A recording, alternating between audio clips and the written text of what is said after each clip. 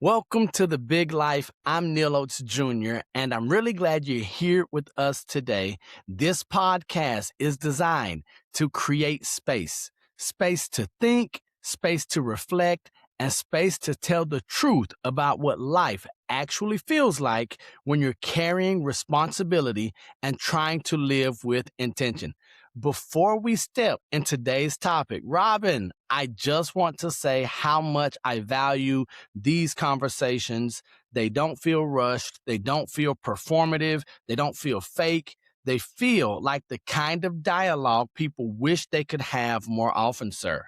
Right on, Neil. I feel the same way. And hello, everyone. My name is Robin, and I want to welcome you to the Big Life podcast. And one of the things that I appreciate, Neil, about the Big Life is that it doesn't assume that people are broken or behind, right? It assumes that people are thoughtful and that sometimes thoughtful people carry more than they talk about. And so today's topic is one of those things that tends to surface only when people slow down enough to hear themselves. Because today, folks, we're going to be talking about it's the decision that you keep delaying. Welcome to the Big Life podcast, where dreams aren't just imagined. They're built brick by brick, belief by belief. Hosted by Neal Oates Jr. and Robin Lewis, this show is your invitation to discover your amazing capabilities, invest in your growth, and unleash your potential in ways you've only dreamed of.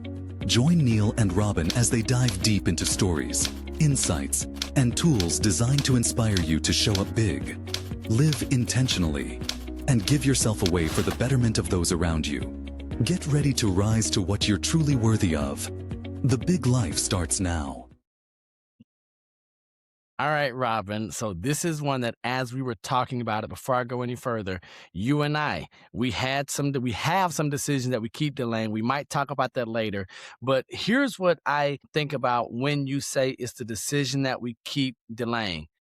It's the moment that we name it that most people don't need examples, right? So when you say the decision you keep delaying, I don't need to know or be told what that is. There's usually an immediate recognition. Something comes to mind, not a minor choice, not this little thing, not an everyday decision, but the one that's hovering in the background. This is the decision that shows up in those quiet moments, on those outdoor walks, late at night, early in the morning before our phone starts ringing or before the day starts moving again. This is the one decision that you keep meaning to come back to. I got it. And you know, what makes this conversation important, Neil, is that delayed decisions are rarely ever neutral. They don't just wait politely. They take up space, right? They occupy mental bandwidth. So it's always there, and they create an internal tension that follows us, that follows people wherever they are every day, even when everything looks fine on the outside. That's, I think, so what we're talking about today, folks, can bring some relief. The reason that this matters is because many people who delay decisions, they aren't unsure. They're very much aware. They know what the decision would require. They already know that. Right, Neil? Robin and audience, here's what I want to share. That's a critical distinction, right? We often assume that indecision comes from confusion, that we don't know what we're going to do. But in reality, many delayed decisions come from clarity. We see the path. We understand the implications of a right or wrong decision. And we precisely understand them, or because we precisely understand them, we hesitate. Because real decisions cost something. They cost comfort, they cost familiarity, they cost certainty, and sometimes they cost approval or identity, or the version of life you've grown accustomed to, and that could require change. Yes, sir. I agree more. And I mentioned to you, as we talked about this, or this idea was passed around, I had a decision that I kind of had delayed. I had put it off, and because of this lesson that we're sharing today, I made a call. When a decision threatens stability, especially stability that you've worked hard to build, it makes sense that the body resists that. Delay can feel protective. It can feel wise. It can feel responsible. We tell ourselves that we're waiting for better timing, or we're waiting for more clarity or a clearer signal. But oftentimes what we're really waiting for is the discomfort to go away. All right, let's pause right here, Robin. You said that you just had to do this thing. You were delaying a decision. Did the discomfort go away before you made the call? No, sir. It's a good question. I know it did not. And I just had to make a call, and it wasn't a big deal. There was something that our financial planner had posed to us to do, to make some changes and do some things. And I just, delayed making that decision. I just delayed going forward with it. And it really just took a phone call, to be quite honest with you, Neil. So it really wasn't, the discomfort didn't go, but it really wasn't that big of a deal when you got right down to it. And ladies and gentlemen, and the reason I pose that to Robin is because I want you to hear from two guys who are working on living this out on a daily basis after understanding and knowing this thing. So the challenge, like Robin just mentioned, is that discomfort doesn't disappear when a decision is delayed. It just changes form.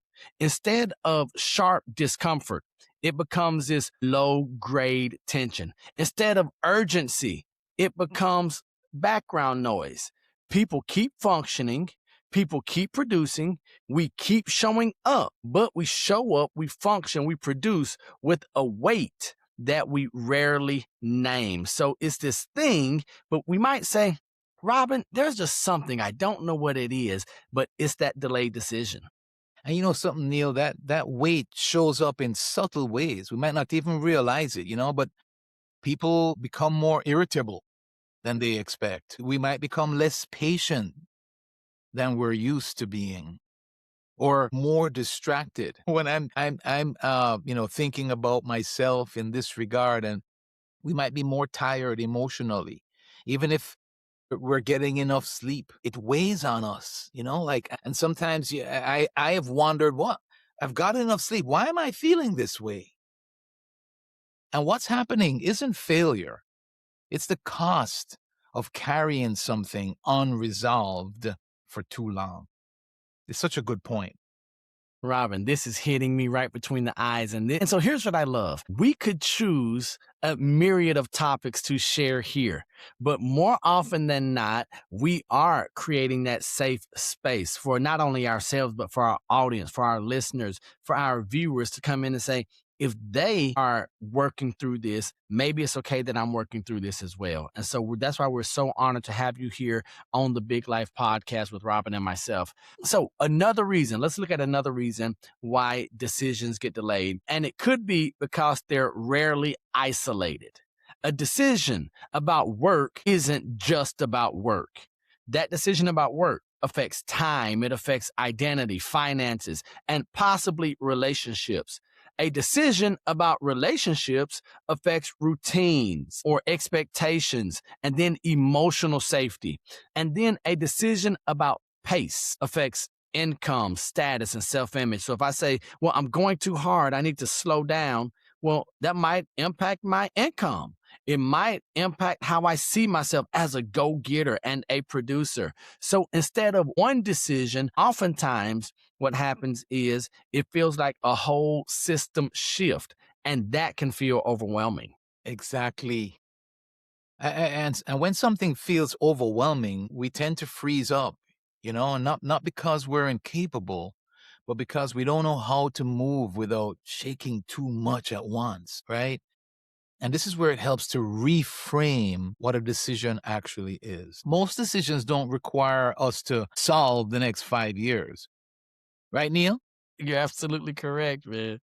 Most decisions just require us to tell the truth about the next step, right? So we tend to kind of get overwhelmed by looking too far ahead when really what's required is to just tell the truth about the next step that we need to take. Ladies and gentlemen, Robin said it clearly and concisely. Do not mistake that for an oversimplification. We understand. The reason why Robin can say is that it doesn't require to solve the next 5 years is because we've felt that way. We have tried to think, well, I don't want to move because I don't know what's going to happen in 26 and 27 and 2029. Next step. Tell the truth about the next step. And that's so important. We delay decisions because we think they need certainty, or we need certainty about outcomes. And that's not what we need. Certainty rarely comes before commitment. I wish it was the other way around. I wish I could have the certainty and then I could commit. Certainty comes after movement. Clarity follows courage more often than courage follows clarity. I don't like this. If I was the one designing the system, Robin, I would put clarity before courage. I would put certainty before commitment, but we didn't design it. We just have to live it. I like that line that you gave there. Clarity follows courage. And that's so true. You know, it's when we take the step that we gain more clarity. And sometimes taking that step is a leap of faith. That's really what it is. I heard somebody say the other day that most of what is actually, I remember who it was now. It was Chris Hodges, and he was sharing that when we're moving for God, it's going to require faith. That's the reality. And so, you know, there's another layer that we need to name. And sometimes the reason that a decision keeps getting delayed is because it asks us to let go of who we've been. So even good identities can become limiting. The reliable one, the steady one, the provider, the problem solver, the person who holds everything together. A decision can disrupt that identity, can feel like a threat.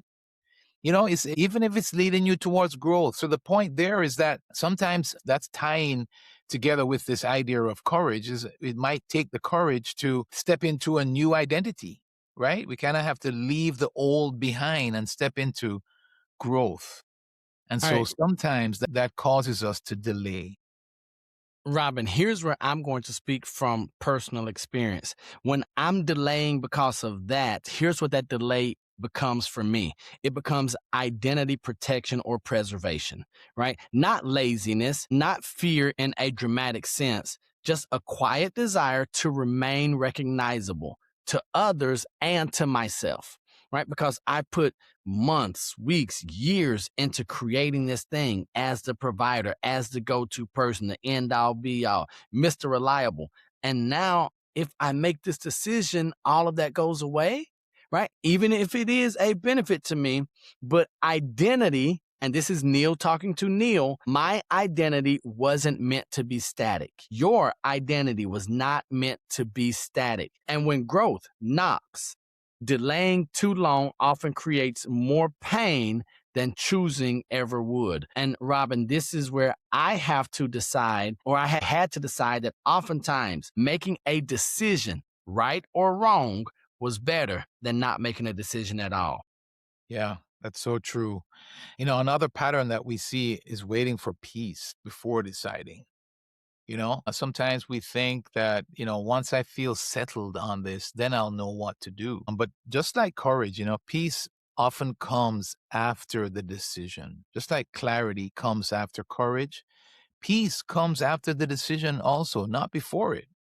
I have a sense of peace now about that phone call that I made. The nervous system calms when direction has been chosen. That's the point. The mind quiets when ambiguity is resolved.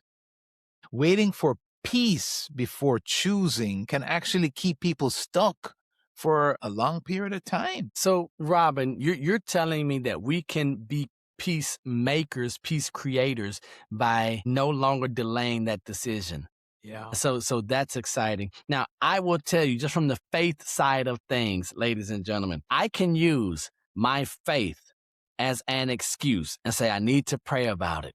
I need to have peace about it. That is not what Robin is saying, right? So there are some times when we actually need to pray for peace. Others, we need to make the decision and then peace will be on the other side of the decision. However, that doesn't mean that you need to rush into making a decision. It means recognizing that prolonged delay is a decision in itself. So if we delay making a decision, that is a decision. My father and my mother would always say, son, if you don't make a decision, you've made a decision. And here's what that has. It has consequences. Whether we acknowledge them or not, delayed decisions cost energy, they cost focus, they cost emotional availability, they often cost presence in the moment. Like, am I going to be here 100% totally, or is my mind going to be elsewhere while my body is here? You ever felt like that before, our listeners? And so we're naming something that might be causing that. If you're listening and a specific decision keeps coming to mind, don't push it away. That awareness isn't accidental, as Neal said when we started the show. You don't need to act immediately necessarily, right? So we're not saying to just make a rash decision, but you do need to ask some honest questions. And so we have a couple questions here that we're going to encourage you to consider. And so the first one is, what am I afraid that this decision will change? What am I afraid of if I make this decision? What change am I afraid of? And then the next question we can ask is, what am I protecting by delaying the decision? So maybe it's something that you're protecting. What am I protecting here? And the third question is, what is it already costing me to wait? So you consider, what is it costing me if I wait to make this decision? So these are three good questions that I think you can consider if something has already come to your mind about a decision that you've been delaying. Robin, I love how you said three good questions. He didn't say questions that you're going to like. These are three questions that will move us in the right direction. And here's what I love about the questions you just posed to us, Robin, is that they don't force action. That's not what he's here to do. That's not what we're here to do. They do, or let me say, they restore agency. And here's what agency does. Agency is what delay slowly erodes. So if we don't make decisions, all of a sudden our agency, our ability to move, our ability to think, our ability to have confidence, it erodes slowly. And I keep thinking about Chris Robinson's word, drift. And so you don't need to be fearless to decide.